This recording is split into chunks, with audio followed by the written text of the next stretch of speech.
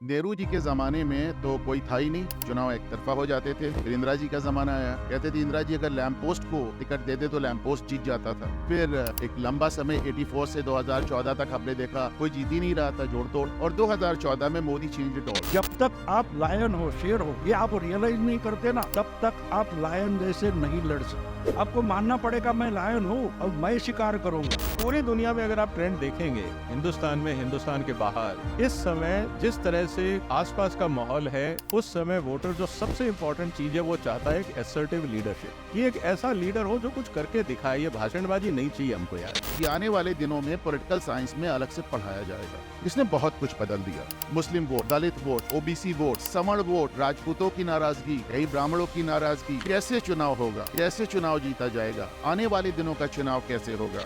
Modi was outsider. अचानक 2014 में नहीं हुआ है, ये 64 में नेहरू जाने के बाद उसकी शुरुआत हो गई थी। तो जब एक इंसान मुस्लिम हो जाता है तो उसकी सबसे टॉप मोस्ट प्रायोरिटी इस्लाम होती है। केजरीवाल, मोदी, योगी बात छोड़ दो, नुकसान कहाँ होता है? वो बोला कि एक गलत इंसान को मेरिट में आने का चांस दिया ना इसने, तो मेरिट किसी का पर्सनल नहीं होता, वो सोसाइटी की प्रॉपर्टी होती है। फ्रीबीज में किसी पॉलिटिशियन की जेब से 5 पैसे नहीं लगते, तो काइट फ्लाइंग का कोई फर्क नहीं पड़ता। आपने जैसे शुरू में कहा कि मैं 200 दूंगा, दूसरी पार्टी बोलेगी मैं 300 दूंगा, चौथी बोलेगी 400 दूंगा, वोटर समझ जाएगा यार ये कोई भी आएगा ये तो फ्री चलता रहेगा। अगर आपको वोट लाने हैं तो आपको वो फ्रीबीज है उससे भी ज्यादा कुछ है वो लगना चाहिए। आज मैं जब बोलता हूँ कि लोकसभा चुनाव के बाद मैं ओमकार इन लोगों से बातें करता रहा, मैं बार बार बोलता रहा कि अब इसकी बड़ी रिएक्शन आएगी, हरियाणा में रिएक्शन आएगी, हरियाणा में रिएक्शन आएंगे और वही महाराष्ट्र में होगा, झारखंड में होगा। और ये चुनाव बीजेपी नहीं जीतेगी, हिंदू जीतेगा, ये समझ लो आप।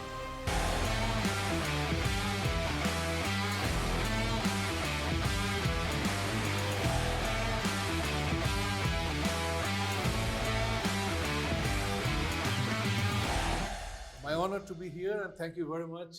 Let me have the pleasure of shaking you by the hand as a Brit would say. Open mic lectures में आप सबका स्वागत है। आज का चौथा सत्र का विषय है विनिंग फॉर्मूला फॉर इलेक्शंस। चुनावी जीत का सूत्र होता है विचारधारा, विकास और जन समर्थन। पर अब राजनीति का रंग बदल गया है। क्या फ्रीबीज मौसम बदलती है या अपीसमेंट फल देती है? क्या है आज की भारत की चुनावी जीत का फॉर्मूला? इन सवालों का जवाब ढूंढने के लिए हमारे साथ हैं आज के लीड स्पीकर अनुपम मिश्रा जी। आप एक नेशनलिस्ट न्यूज़ रिपोर्टर हैं जो राष्ट्रीय गौरव और संस्कृति के मुद्दों पर जोर देते हैं। इनके साथ ही हैं विजय सरदाना जी। आप एक सीनियर एडवोकेट हैं जो सुप्रीम कोर्ट में टेक्नो लीगल विषय पे विशेषज्ञ हैं। और हमारे सबसे लोकप्रिय इनके साथ हैं भाव तोरसेकर जी।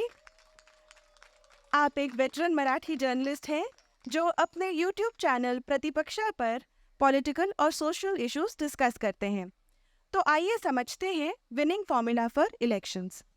धन्यवाद श्रुति, आप सभी को प्रणाम।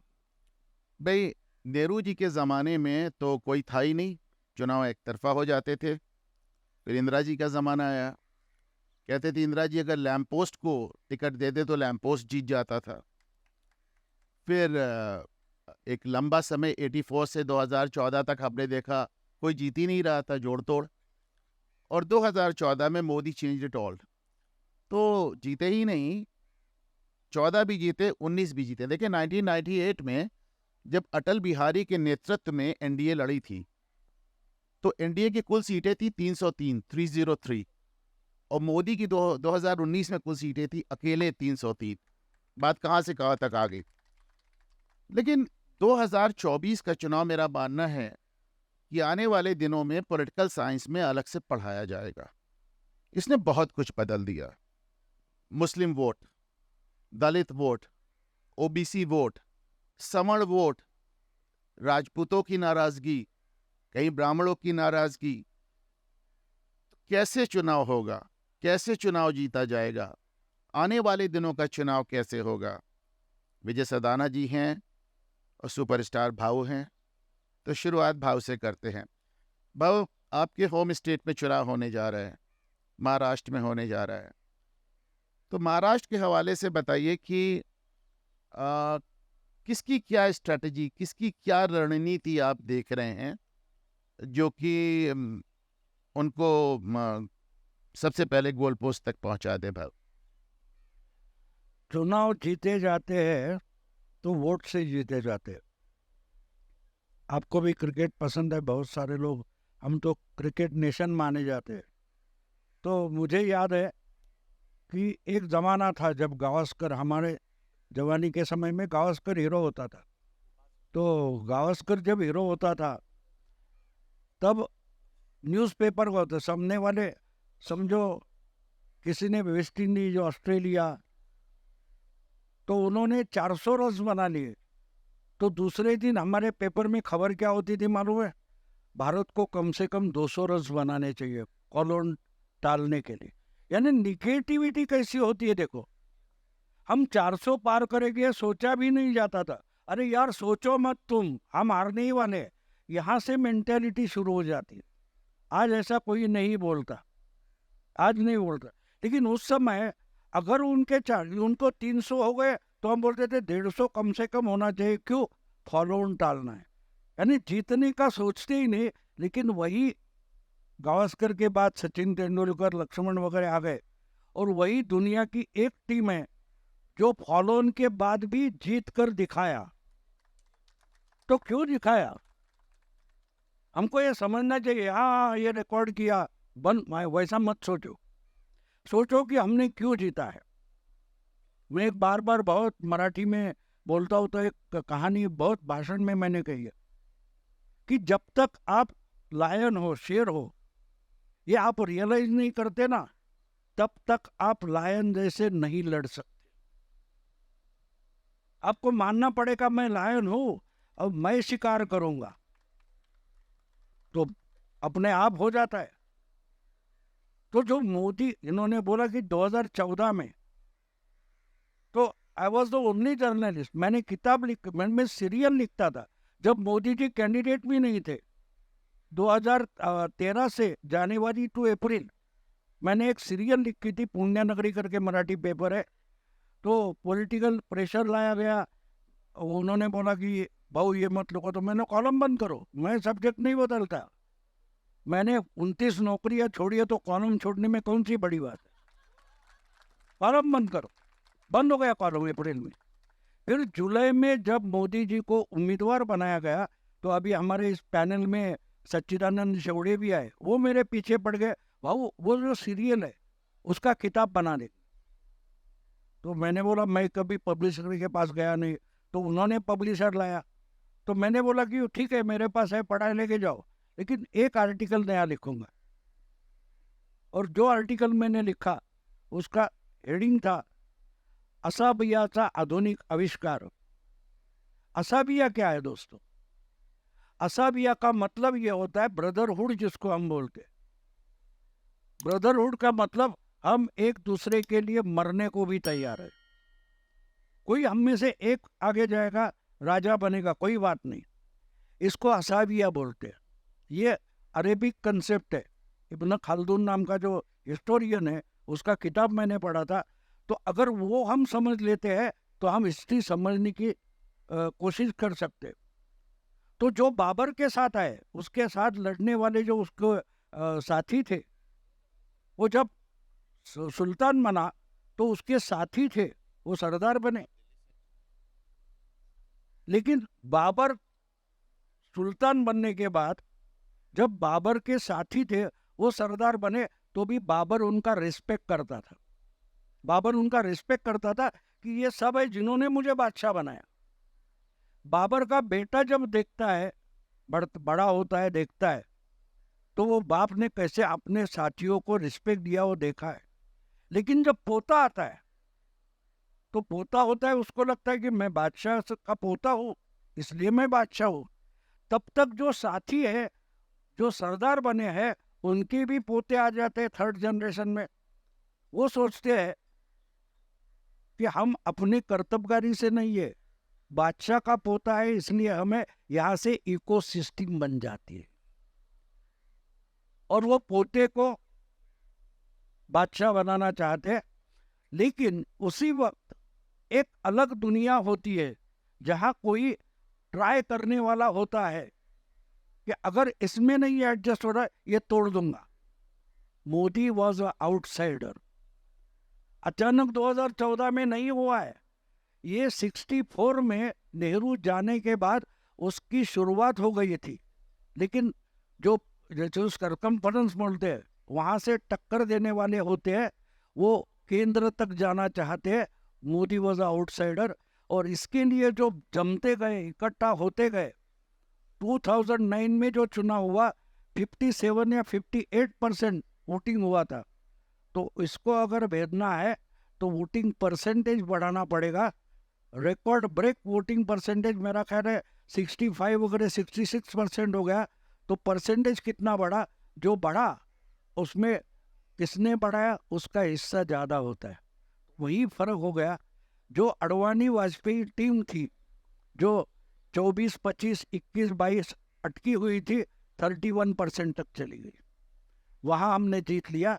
तो बढ़ा हुआ परसेंटेज जो होता है, तो हम किराने दुकान में जाते हैं ना, वो शक्कर या चीनी डालता है, प्याज डालता है, एक उठाता है फिर डालता है।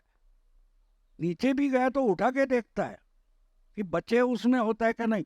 जो आखिरी प्याज होती है, आखिरी आलू जो होता है, वो चेंज करता है। तो वो चेंज करने वाला आलू अगर आपके पास हो तो आप चुनाव जीत जाते हो। बाबू, बहुत ढेर सारे लोग यहाँ आपके स्टेट के बारे में जानना चाहते हैं। अगर एक लाइन में बताएं कि आपको किसका पलड़ा भारी लग रहा है? महाराष्ट्र, हरियाणा के बाद महाराष्ट्र आ रहा है। छत्तीसगढ़ पे भी इतनी निगाहें नहीं है, झारखंड पे भी इतनी निगाहें नहीं जितनी महाराष्ट्र पे। तो नहीं, बिल्कुल है, क्योंकि हरियाणा के 5 गुना महाराष्ट्र बड़ा है। 10 लोकसभा की सीटें हमारी 48 है। लेकिन सोचो कि एक साथ दोनों का हो जाता, तो नहीं होता यार। कोरोना का वैक्सीन निकला, पहले बंदरों पर ट्राई किया, जानवरों पर ट्राई किया, फिर कुछ वॉलंटियर्स आ गया है, तगड़े थे, तो उनको डैमेज नहीं हुआ, उनको दिया, बाद में हम जैसे बुड्ढों को दिया। तो हरियाणा ट्रायल था। अब आगे क्या बोलूं, वैक्सीन तो गलत नहीं साबित हुआ।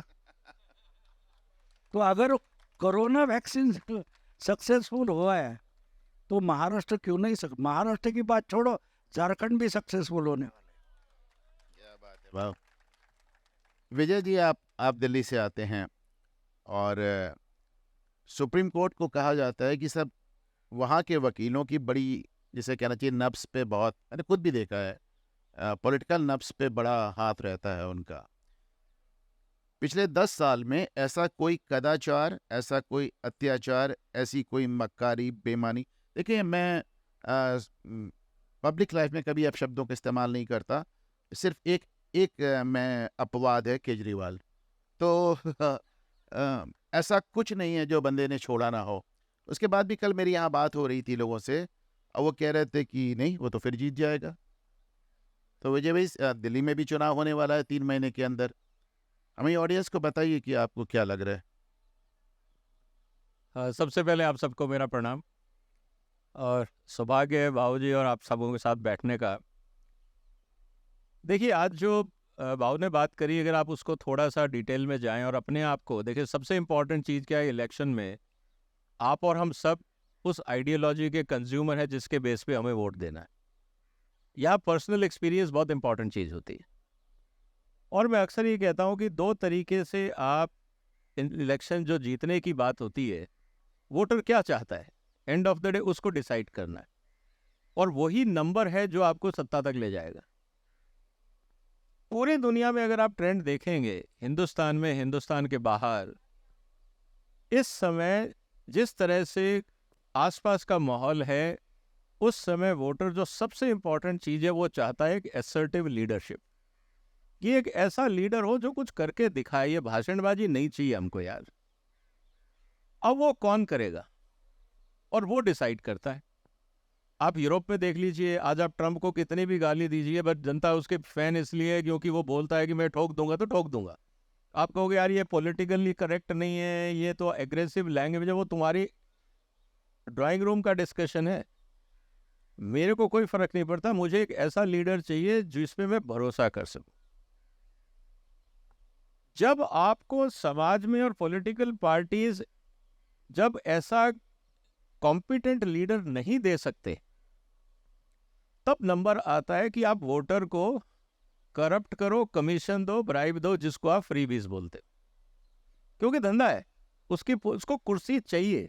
वो जो इलेक्शन में आदमी कैंडिडेट पार्टी जो खड़ी हो रही है वो चैरिटी के लिए नहीं खड़ी हो रही, वो आइडियोलॉजी के लिए खड़ी नहीं हो रही। विजय जी, क्या आप कह रहे हैं कि भाजपा कुछ किसी को खड़ा नहीं कर पाई इसलिए केजरीवाल पैदा हुआ?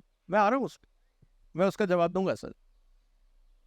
तो सबसे इंपॉर्टेंट चीज ये आ जाती है कि अगर मैं कोई लीडर चाहता हूं, मैं कौन चाहता हूं जिस पे मैं भरोसा कर सकूं। आज मोदी को लेके हर जगह मोदी है तो मुमकिन है का क्या मतलब है? मोदी के अलावा हिंदुस्तान में किसी का नाम लेके आप बोल सकते हो कि मुमकिन है, चाहे कोई सीएम हो। अब ये मोदी साहब की सफलता है या असफलता, इस पे दो मत हो सकते हैं। मेरे हिसाब से कहीं ना कहीं यह सफलता भी है। इतने बड़े डेमोक्रेसी में, इतनी बड़ी पॉलिटिकल पार्टी के अंदर आपको सेकंड लाइन नहीं दिखती है। एक चुनाव जिसको लेके हिंदुस्तान में हर व्यक्ति आज बात कर रहा है वो है योगी, बुलडोजर बाबा। देखो, जनता बहुत ट्रांसपेरेंट होती है, जनता झूठ नहीं बोलती। Masses never tell lies. हम लोग एजुकेटेड इंटेलेक्चुअल झूठ बोल सकते हैं अपनी इमेज को बचाने के लिए, जनता झूठ नहीं बोलती, आम आदमी झूठ नहीं बोलता है। वो तो जो होता है, जो दिल में होता है, चाहे आप स्ट्रीट में जो इंटरव्यू लिए जाते हैं, दीज आर फैक्ट्स। बाकी जो ड्राइंग रूम में और टीवी रूम में डिस्कशन होता है वो सब प्रिटेंस होता है, क्योंकि मुझे दिखाना है कि मैं भाजपा के क्लोज हूँ, मैं भाजपा के एंटी हूँ, मैं लेफ्ट के क्लोज हूँ, मैं कांग्रेस के क्लोज हूँ। मेरी आइडियोलॉजी मेरी वेस्टेड इंटरेस्ट के अंदर छुपी हुई होती है। ये let's be very Frank and practical on this. अगर मोदी है, मुमकिन है 14 में अच्छा रहा, 19 में अच्छा रहा, अभी भी अच्छा है, 29 में क्या होगा? और अगर मोदी नहीं है तो क्या मुमकिन नहीं है? रिटायर तो होंगे ना, हैज टू बी लॉजिकल। फिर किसके साथ ये आप स्लोगन लगा पाओगे? कोई ये दिख रहा है आपको? अगर नहीं दिख रहा है तो आप एज ए वोटर आप कितने कंफ्यूज हो, आप पहले इसको सोचो। मैं क्या करूं, मेरा वोट किस खाते में डालूं? इस डिलेमा को रोकने के लिए बीजेपी को भी सोचना होगा, कांग्रेस को भी सोचना होगा, आम आदमी पार्टी को भी सोचना होगा, क्योंकि अब मैदान खुलेगा। अभी तक एक आपके पास लीडर था जिसके भरोसे आप खेल सकते थे, इस बात को हमें समझना होगा। पहली बात, अगर आप कोई अल्टरनेट नहीं क्रिएट कर पाए तो फिर आप कहोगे जी 29 भी मोदी साहब की लीडरशिप में लड़ा जाएगा। This is another failure of BJP, कि आप पिछले 20 साल के अंदर एक सेकंड लाइन तैयार नहीं कर पाए। This is a failure of a organization. This is bad for any society. One has to be very blunt on that. अब ऑपोजिशन का हिसाब देखिए आप। ऑपोजिशन परेशान है, उनके वहां पे कोई ऐसा लीडर नहीं मिल पा रहा जिसको आप मास लीडर बोल सको। आज कितने चीफ मिनिस्टर्स हैं जो ये कह सकते हो कि ये मास लीडर है? अब मेरे को गिन के बता दीजिए। चाहे राजस्थान की बात कर लो, चाहे मध्य प्रदेश, चाहे हरियाणा। कौन है मास लीडर जिसकी बगैर मोबिलाइजेशन के 1 लाख आदमी सुनने आ जाए, या 50,000 भी सुनने हो जाए, या 25,000 भी सुनने को आ जाए? कौन है? मैं वही कह रहा हूं, ये आपको सोचना होगा। दूसरा सवाल इंपॉर्टेंट जो आता है कि जब आप लीडरशिप नहीं दे पा रहे हैं तो फिर आप शॉर्ट टर्म गेम खेलते हैं कि यार मैं तेरे को फ्री बिजली दे दूंगा। Then I start doing bribe to voters. तो वोटर कहता है यार जब कोई लीडर ही काम का नहीं है तो कम से कम धंधे की बात कर लेते हैं। कुछ मिल रहा है, जो दे रहा है उसी से ले लो यार, बाकी तो सब एक से ही है। जब मेरे को लीडरशिप पे भरोसा नहीं रहा तो फिर let's look into what is the next best option. तो फिर जो फ्री दे रहा है वही ले लो। और इस पे मैंने एक बात कही थी कि देखो, फ्री का फॉर्मूला ज्यादा दिन इसलिए नहीं चलता क्योंकि उसमें किसी की जेब से नहीं लगता। कोई पॉलिटिशियन चवन्नी जेब से नहीं देता। आप 200 दे रहे हो, मैं 300 दे रहा हूँ, चौथा बोल देगा 400 दे रहा हूँ। वोटर कहेगा जो ज्यादा दे रहा है दे दो, वहां काहे की आइडियोलॉजी? लीडर आपने दिया नहीं जिसपे मैं भरोसा कर सकूं, तो फिर फ्री बीस पे ही खेलते हैं। अब ये सवाल आप उठा के दे लीजिए दिल्ली में, जो सवाल आपका था, क्या केजरीवाल दोबारा जीतेगा? सिंपल मैथमेटिक्स है। तिबारा अब दिल्ली की जनता है, दिल्ली की जनता में करीब 30% वोटर है जो झुग्गी झोपड़ी में रहते हैं, इकोनॉमिकली बैकवर्ड। उसको कोई फर्क नहीं पड़ता यार कौन हो, क्योंकि मेरी जिंदगी में तो कोई फर्क आना नहीं।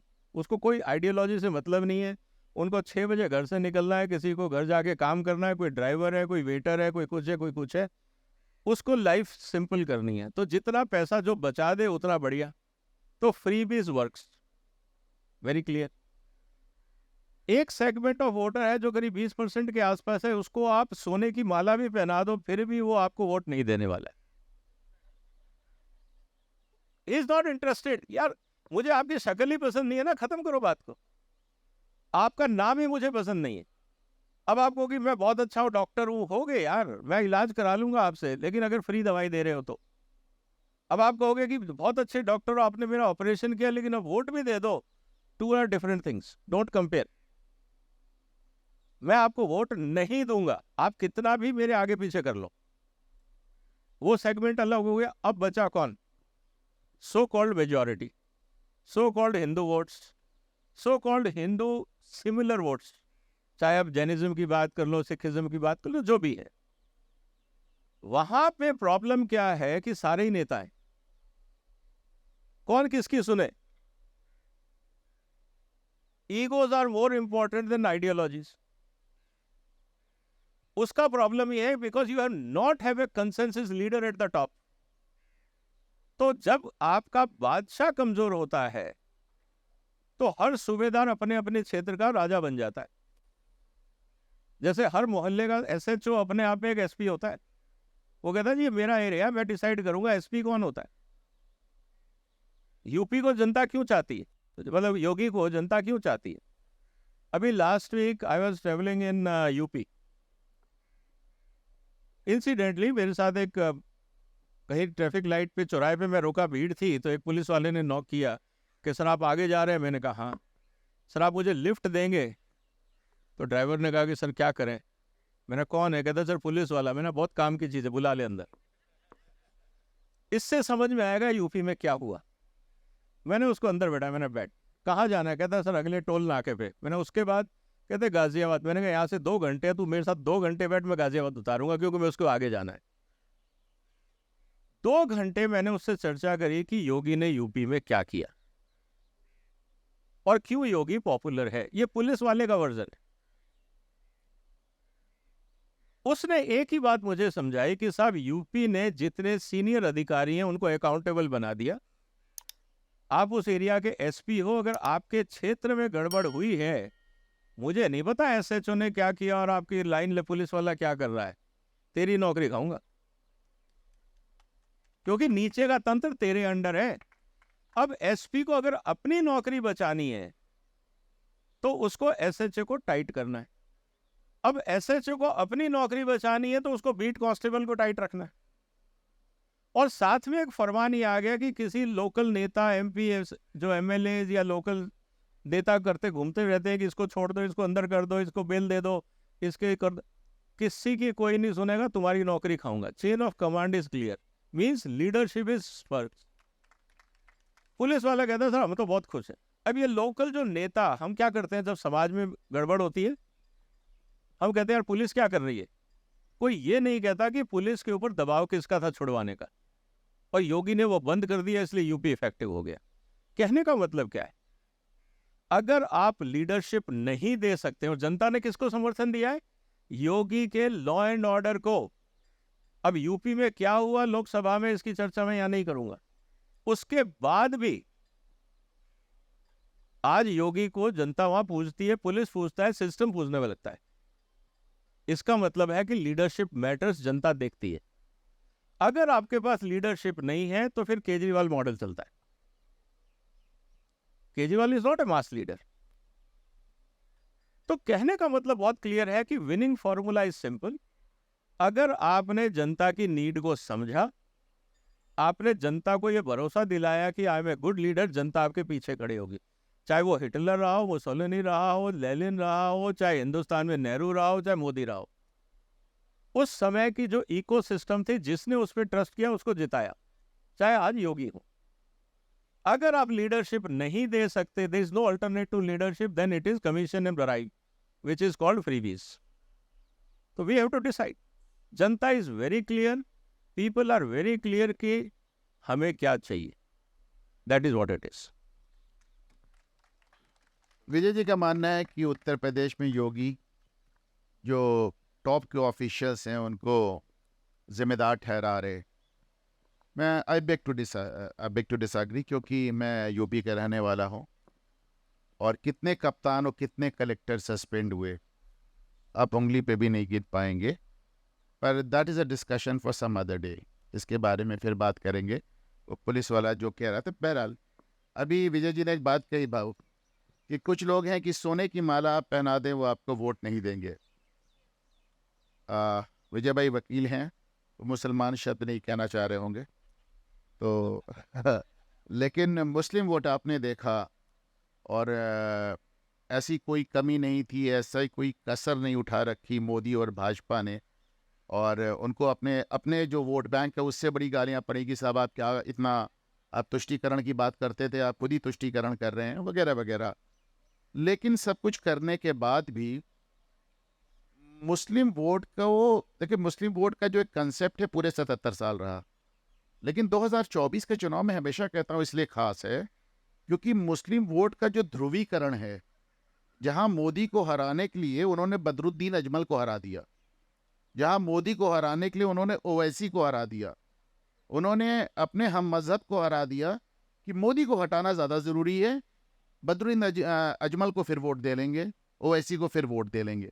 1946 में एक ये जिना का चुनाव जो पाकिस्तान वाला था और या 2024 का चुनाव, तो मुस्लिम वोटों के लिहाज से आप पॉलिटिक्स किधर जाते देख रहे हैं बाबू? एक बात होती है कि मुस्लिम जो होता है, हमारे दिमाग में ऐसे आइडिया है कि धर्मांतर होता है, ये गलत है. अनवर शेख नाम के एक मुस्लिम थे, आगे चलकर वो फिर कन्वर्ट होकर हिंदू हो गए. उन्होंने पहले मुस्लिम होकर भी इस्लाम पर अटैक शुरू किया, तो उन्होंने एक अच्छा शब्द मुस्लिम के लिए इस्तेमाल किया. तो बोले इट्स नॉट इस्लामीकरण, it's Arabization, not Islamization. Culture mentality बदली जाती है.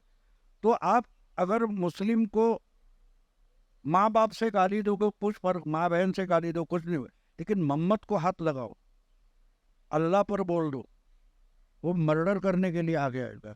तो जब एक इंसान मुस्लिम हो जाता है तो उसकी सबसे टॉप मोस्ट प्रायोरिटी इस्लाम होती है. तो इसलिए जो कुछ मुझे याद आता है, पिछले साल जब हम यहाँ आए थे तो अकेला आनंद रंगनाथन ने बोला था, सबका साथ सबका विकास नहीं, जिनका साथ उनका विकास. आज हम समझ सकते हैं, आनंद पिछले साल बोला था लेकिन आज वो सच निकला है. तो हमको ये बातें, अब उस वक्त मुझे भी याद है कि बहुत सारे लोग नाराज हुए थे कि ऐसा क्यों बोल रहा है, लेकिन वो बिल्कुल सही बोल रहा था. और आज मोदी जी, योगी जी वही भाषा बोल रहे हैं, बटोगे तो कटोगे. यानी जिनको खुश नहीं उनको खुश मत करो. बाबू आज मोहन भागवत ने दोहराया है. हाँ बिल्कुल, सबने बोला है. आप अगर हो तो अलेक्जेंडर फ्रेजर टाइटलर सर्च मारो, उन्हें डेमोक्रेसी की व्याख्या दी है, डेफिनेशन दी. तो इन्होंने ये सब दिल्ली का मामला है ना, केजरीवाल का, वो बताया कि कैसे डेमोक्रेसी लूज भी होती है, वीक होती है. कहाँ से गुलामी की ओर चलने वाला एक चक्र है, उसको डेमोक्रेसी बोलते हैं. तो उन्होंने उसमें एक अच्छी बात बोली है कि जब वोटर को मालूम होता है कि इस पार्टी की मदद से हम गवर्नमेंट की तिजोरी लूट सकते हैं, तो वो उसके पीछे चले जाते और वहाँ डेमोक्रेसी खत्म हो जाती. तो जो तुष्टीकरण चल रहा है वो चलता रहेगा. लेकिन फिर भी एक बात होती है कि अगर हमको कुछ अल्टरनेटिव मिल जाए तो वो अल्टरनेटिव लोग उठा लेते हैं, स्वीकारते हैं. आप बात ये होती कि इन्होंने अच्छी बात की कि आपने दूसरी गुजरात दिल्ली में लीडरशिप क्यों नहीं खड़ी. वो बहुत बड़ा पॉइंट है बीजेपी के लिए. अगर आप लोकसभा जीत लेते हो तो आपने एमसीडी भी जीत ली थी, तो केजरीवाल के सामने एक चेहरा नहीं रखा। और ये बात बहुत इंपॉर्टेंट होती है। हम समझ में, मेरी बेटी जब बोर्ड की एग्ज़ाम पास हो गई तो एक ऐसी बात थी कि उसका मेरिट चला गया। तो हमारा एक दोस्त, तमिलियन दोस्त था, वो बचपन से उसने मामा मामा करके साथ रखा था, उसकी हर ख्वाहिश वो पूरा करता था। तो उतना गुस्से में था, मेरिट चली गई, उसने उसके हाथ से पेड़ा भी नहीं लिया।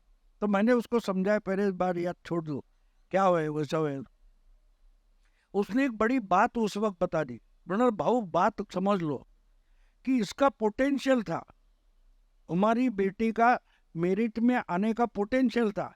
एक गलती से अगर उसने मेरिट में नहीं आई है तो एक गलत इंसान को मेरिट में ला दिया है। बात समझ लो। केजरीवाल, मोदी, योगी बात छोड़ दो, नुकसान कहाँ होता है। वो बोला कि एक गलत इंसान को मेरिट में आने का चांस दिया ना इसने। और जब मेरिट होता है तो मेरिट किसी का पर्सनल नहीं होता, वो सोसाइटी की प्रॉपर्टी होती है। आपका टैलेंट सोसाइटी की प्रॉपर्टी होती है। जब अपना टैलेंट अपने लिए कोई इस्तेमाल करने की कोशिश करे और उसमें सोसाइटी का नुकसान हो तो वो सबसे बड़ा गुनहगार होता है। और इसी ढंग से मैं दिल्ली देखूंगा, अगर 2 बार केजरीवाल ने दिल्ली जीती है तो उसका कारण बीजेपी ने दिल्ली में खुराना से लेकर साहिब सिंह वर्मा के बाद लीडरशिप डेवलप नहीं की है। हम जो एडजस्टमेंट करते बैठे, इसको लाएंगे उसको लाएंगे, वो नहीं चलेगा, वो नहीं चलेगा। आपको बगीचा बनाना है तो जमीन में पेड़ पैदा करना पड़ेगा, खड़ा करना पड़ेगा। ये कहते रेडीमेड लाकर शो के लिए रखते, वो बगीचा नहीं होता। तो दिल्ली में मुझे लगता है कि बीजेपी ने लीडरशिप, देखो जब नुपुर शर्मा उस पर अटैक हुआ तो हमको उसको आगे लाना पड़ेगा। नुपुर शर्मा अकेली पड़ गई, ये क्या बात हो गई। देखो जब मुंबई बॉम्ब ब्लास्ट में अबू आजमी ने सिर्फ टिकट बुक किए थे, उसके लिए उसको आरोपी बनाया गया। मुलायम सिंह ने उसको मुंबई का मुस्लिम लीडर बना दिया, उसके पहले अबू आजमी कोई था ही नहीं। तो जब मोदी कहाँ से पैदा हो गया? गुजरात में जिसको बदनाम करने की कोशिश की गई वही हमारा लीडर बना। ये हमें समझना जरूरी है। पॉलिटिक्स में सिर्फ आंकड़ों का गेम नहीं होता, इमोशंस का गेम होता है, इमोशंस का गेम होता है। तो अगर आपको वोट लाने हैं तो आपको वो फ्रीबीज है उससे भी ज़्यादा कुछ है वो लगना चाहिए। आज मैं जब बोलता हूँ कि लोकसभा चुनाव के बाद मैं ओमकार वो ये लोगों से बातें करता रहा, मैं बार बार बोलता रहा कि अब इसकी बड़ी रिएक्शन आएगी। हरियाणा में रिएक्शन आएगी, हरियाणा में रिएक्शन आएगी और वही महाराष्ट्र में होगा, झारखंड में होगा। और ये चुनाव बीजेपी नहीं जीतेगी, हिंदू जीतेगा, ये समझ लो आप। बीजेपी तो सिंबल है, बीजेपी सिंबल है। तो क्योंकि अगर आप बीजेपी को हराना चाहते हो, आप हिंदुत्व को हराना चाहते हो, आप हिंदू को हराना चाहते हो, ये दिमाग में गया, लोगों के मन में पछतावा है। अगर वही पछतावा दिल्ली में भी है तो लोगों को उकसाना पड़ेगा, उकसाना पड़ेगा। मैंने अभी 15 दिन पहले पुणे में मेरा एक लेक्चर हुआ था, ऐसे ही प्रचार करने वाले संघ के प्रचारक है उनके लिए रखा था। तो मैं बहुत रैश भाषा बोलता हूँ, तो मैंने वहाँ बोल दिया जाके प्रचार करो। अरे यार बलात्कार ही करके लेना है तो दलाल से या नौकर से क्यों करते हो? मानिक से बलात्कार करके ले लो। क्यों उद्धव को वोट दोगे, क्यों पवार को वोट देगा, डायरेक्ट ओवैसी को दे दो, वो तो रजाकार है। तो ये इतनी गड़बड़ हो गई, क्या भाषा है। मैंने बोले हिंदू ऐसा है, लात मार के उठाना पड़ता है, नाम पुकारने से जगता नहीं। तो आज वो समय आ गया है कि लात मार के ही उठाना पड़ेगा, और जब उठेगा तो उसको नहीं रोक पाओगे, उसको नहीं रोक पाए।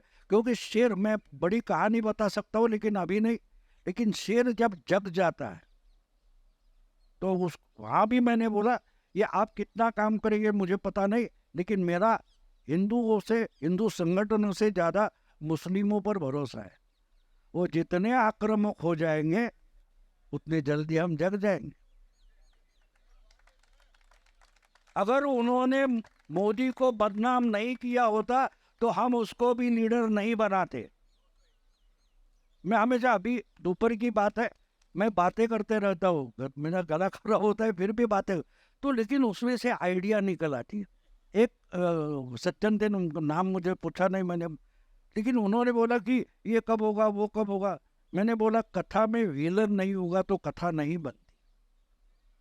नाखून तो बढ़ते रहेंगे, काटते रहने पड़ेंगे, बाल तो बढ़ते रहेंगे, काटने पड़ेंगे, उखाड़ नहीं फेंक सकते।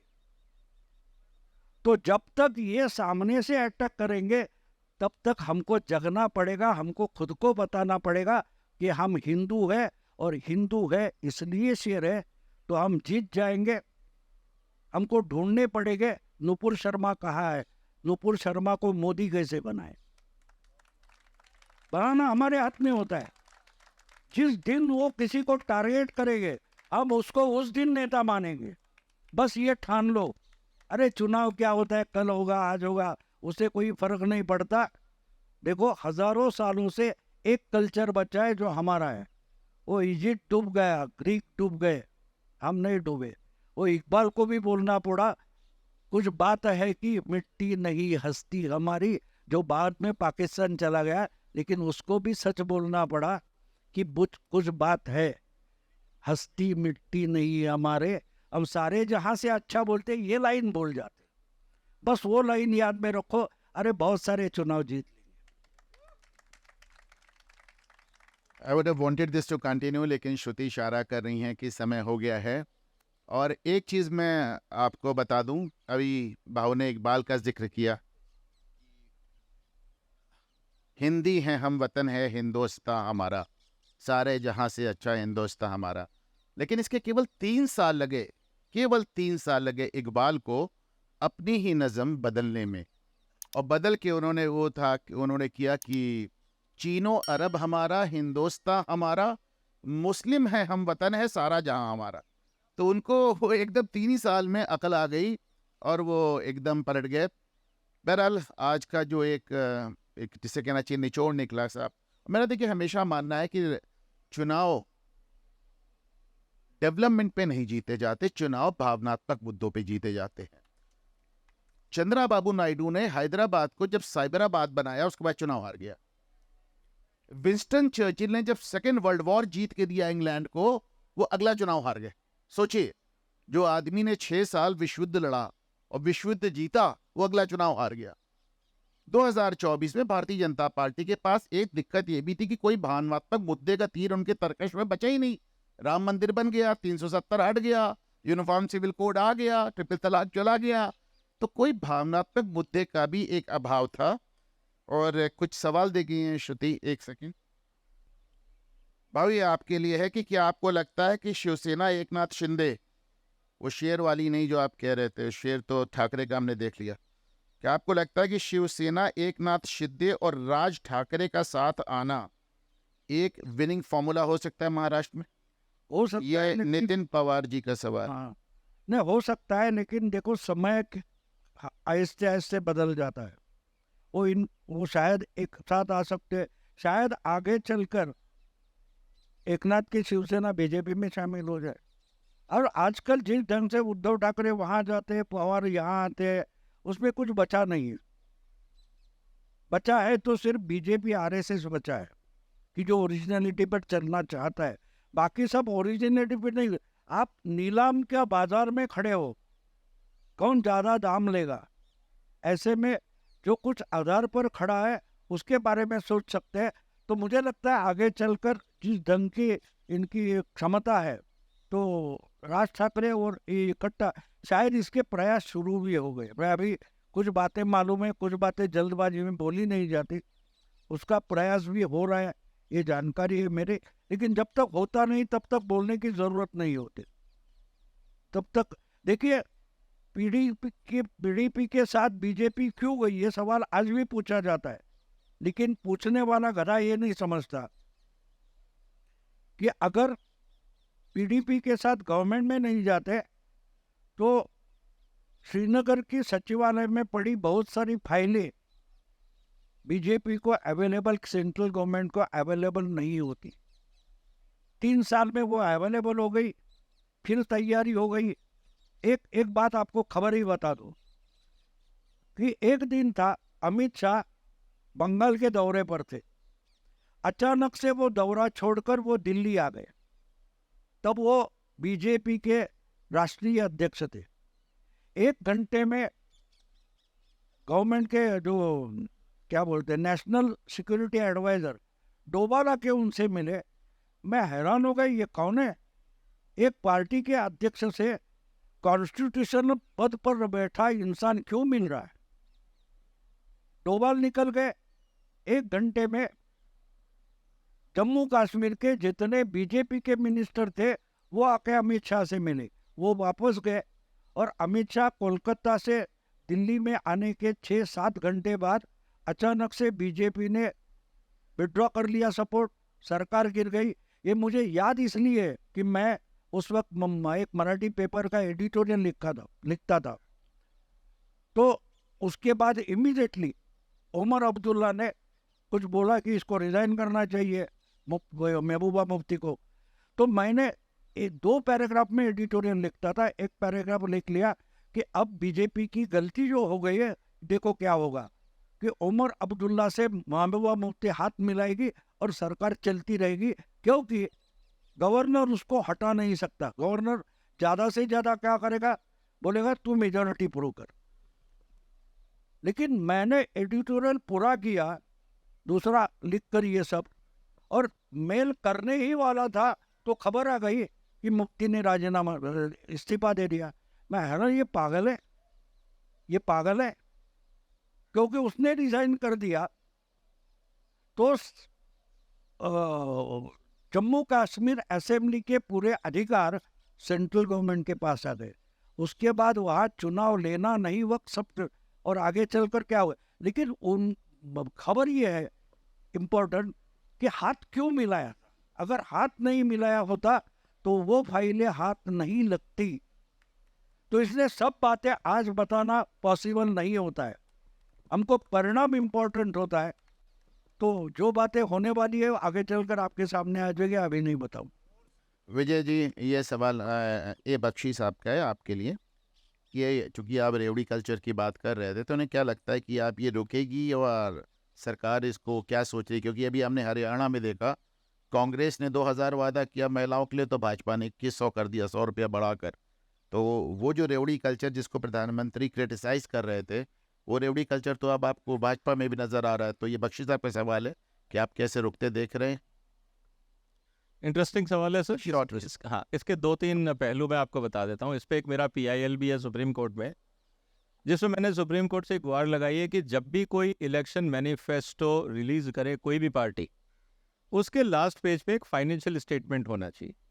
इस घोषणा पत्र में जितनी घोषणाएं की गई हैं उसका बजट इम्प्लीकेशन क्या है, और ये साथ में बताया जाए कि इसका पैसा कहाँ से आएगा। एग्जिस्टिंग स्कीम को मर्ज करोगे, नए टैक्स लगाओगे, लोन लोगे, जो भी है। तो ये लोगों ने कहा कि साहब ये डेटा जब तक सरकार में नहीं आएंगे कैसे मिलेगा? तो मैंने कहा हर साल इकोनॉमिक सर्वे नहीं छपता क्या?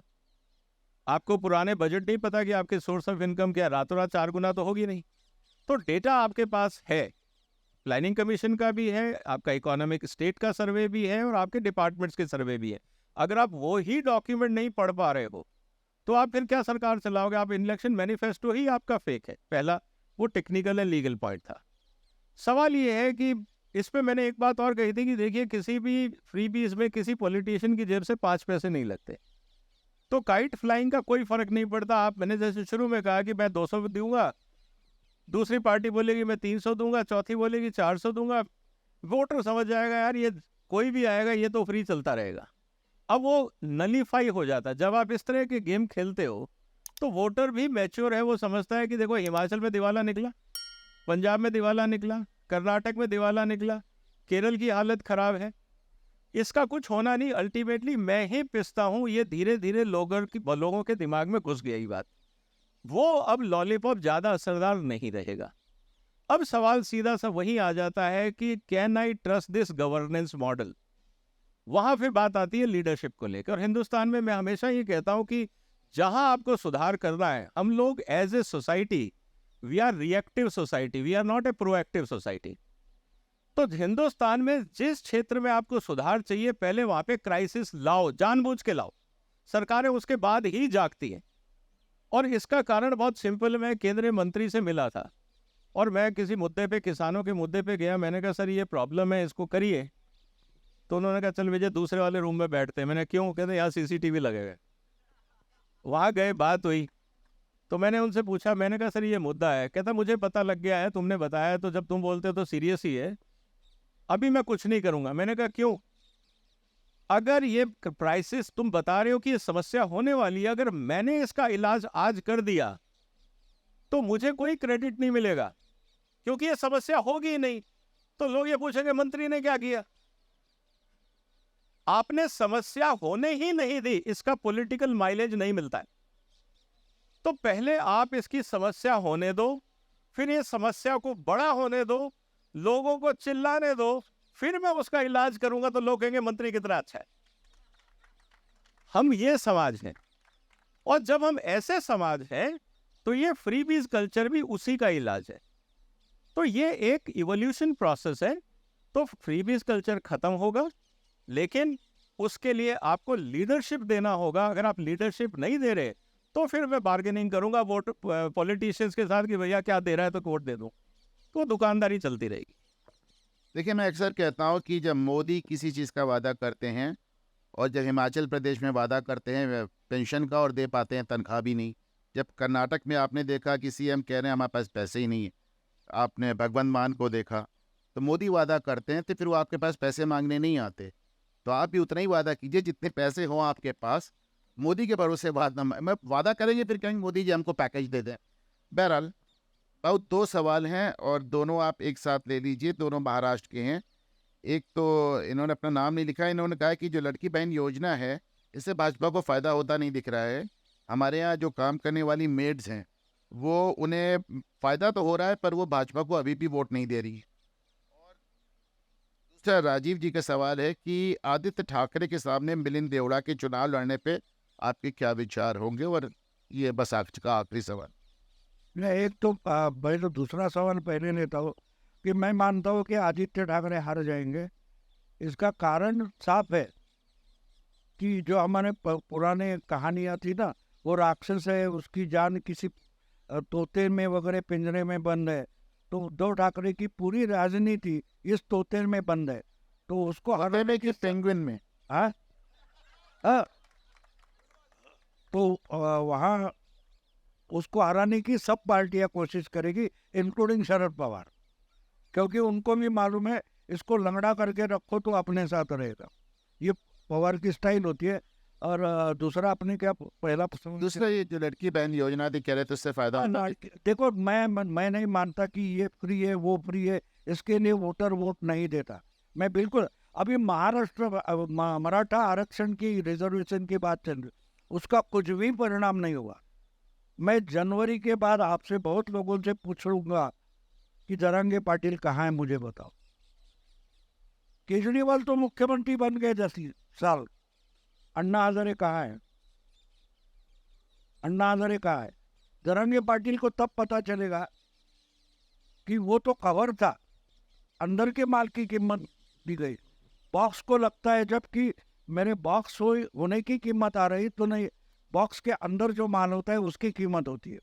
तो लाडली बहना हो या उसका कोई फायदा नहीं होगा, यानी दुष्परिणाम भी, नुकसान भी नहीं होगा, फायदा भी नहीं होगा।